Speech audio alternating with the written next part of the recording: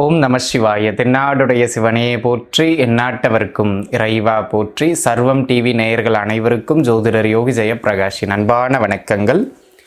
அன்பர்களே, நம்ம இந்த பதிவில் என்ன பார்க்க இருக்கோம் அப்படின்னு கேட்டிங்கன்னா, நிகழ்ந்த 2025 ராகு கேது பெயர்ச்சிக்கான பலாபலன்கள்.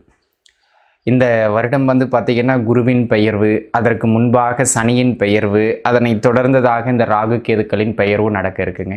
இப்போ மே மாதம் இந்த பெயர்ச்சி பார்த்திங்க அப்படின்னு சொன்னால் 18ஆம் தேதி 2025 நடந்து முடிந்தது. அதன் மூலமாக மீன ராசியில் வீற்றிருந்த ராகு பகவான் அங்கிருந்து கும்ப ராசியை நோக்கி பயணப்பட்டார்.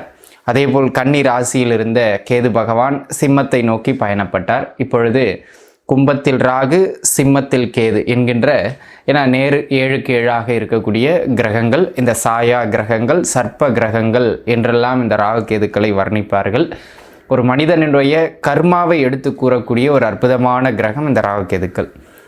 இந்த குருவுக்கு மேலாக சனிக்கு கீழாக அதிகபட்சம் 1.5 ஆண்டு காலகட்டம் ஒரு ராசிக்குள்ளாக இருந்த 2 கிரகங்களும் அமருவார்கள். 1.5 ஆண்டு காலகட்டம் அப்படிங்கிறது ஒரு மிகப்பெரிய காலகட்டம். அதனால் ஒவ்வொரு ராசியிலையும் அவங்க இருக்கும்போது 12 ராசி நேயர்களுக்கும் சில தாக்கங்களை அவர்கள் ஏற்படுத்துவார்கள்.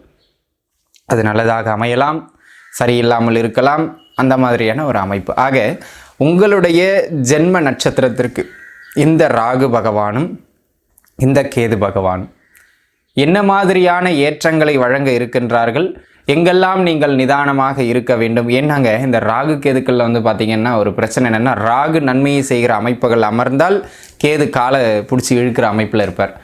கேது நன்மையை செய்கின்ற அமைப்புகளில் இருந்தால் ராகு காலை பிடிச்சி இழுக்கிற அமைப்புகளில் இருக்கார். அப்போ என்ன அர்த்தம்னா, ராகு கேதுக்கள் இருவரும் சேர்ந்து ஒரு ராசிக்கோ ஒரு நட்சத்திரத்திற்கோ முழுமையாக நன்மையை தரமாட்டார்கள்.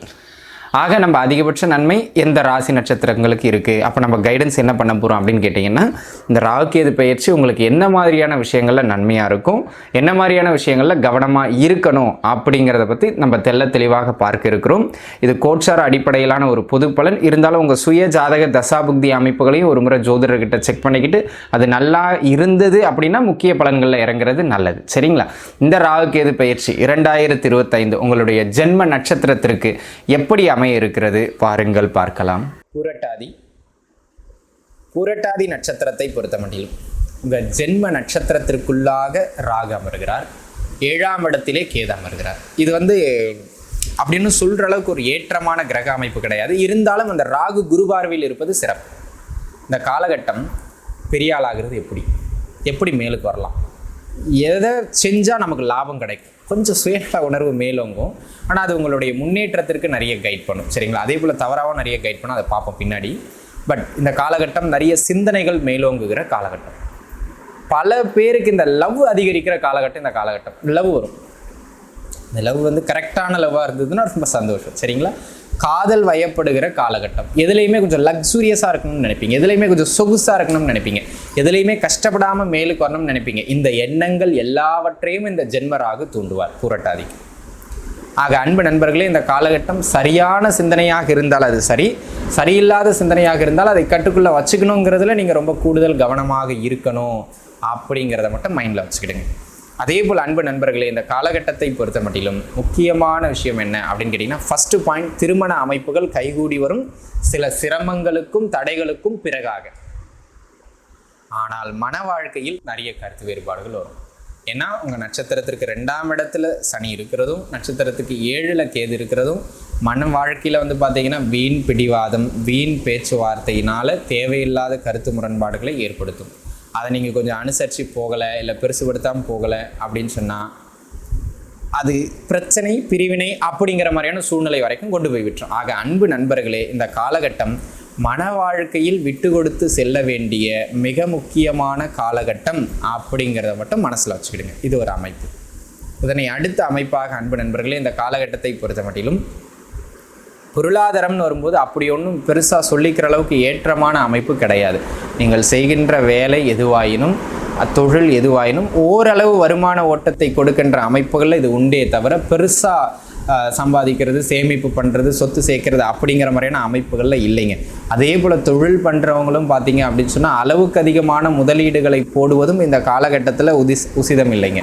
கூடுமானம் வரையிலும் ஒரு லிமிட்டுக்குள்ளே தொழில் அப்படியே நகர்த்தி கொண்டு போய்க்கிறது மிக மிக மிக நன்மைங்கிறத மட்டும் புரிஞ்சுக்கணும்.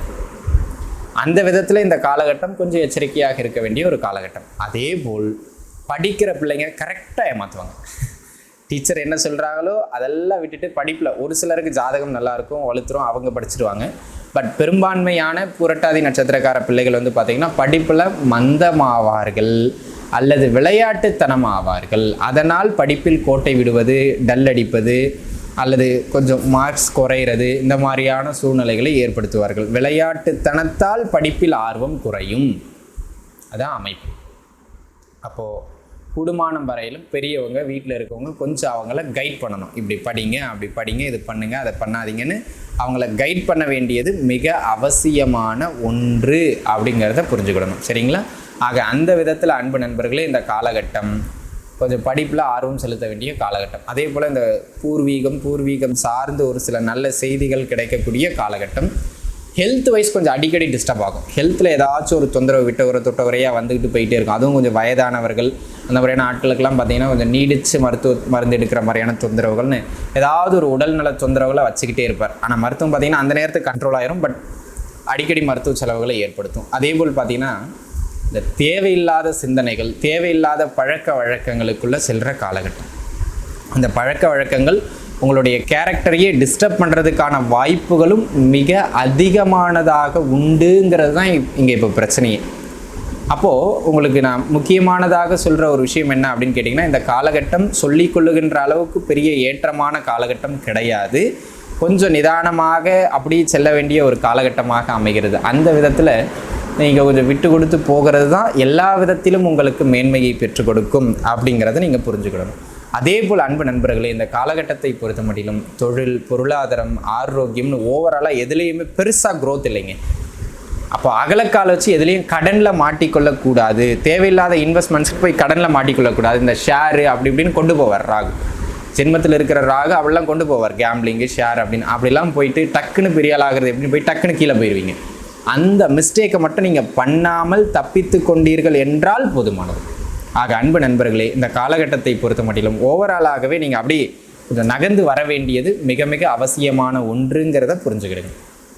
ஆக இந்த காலகட்டம் சொல்கிற அளவுக்கு சிறப்பாக இல்லை. புரட்டாதிக்கு வெளியூர் வாய்ப்புகள் தேடி வரும். அதை வேணால் முயற்சிங்க.